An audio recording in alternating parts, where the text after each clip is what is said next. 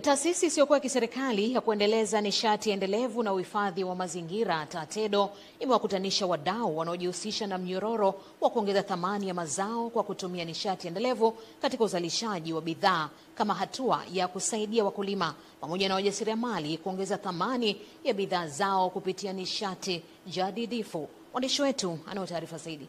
Akizungumza mara baada ya kufungua mkutano huo jijini Dar es Salaam, mkurugenzi mtendaji wa TATEDO Esmo Tawe amesema mkutano huo unaangazia upatikanaji wa fedha kutoka serikalini, taasisi za fedha ili ziweze kusukuma upatikanaji wa fedha kuinua matumizi ya nishati endelevu kutoka serikalini, kutoka kwenye mabenki na kutumia hizo fedha kwa ajili ya kusaidia zile taasisi au wajasiriamali wadogo namna ya kutumia nishati endelevu kwa ajili ya kuzalisha bidhaa, kuzalisha mali. Kwa upande wake, mratibu wa mradi wa matumizi endelevu ya nishati mbadala TATEDO, Jesse Shuma, amesema mradi huo umehusika kufanya utafiti kwa ajili ya kuangalia namna ya uzalishaji ambao unaweza kusaidia na nishati jadidifu, ambapo wamepitia minyororo ya thamani ikiwemo samaki, nyama pamoja na mifugo.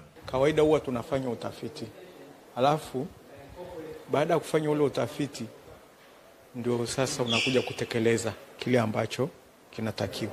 We've been partnering with TATEDO and TAREA in Tanzania, and our focus has mainly been to link different stakeholders within the energy ecosystem.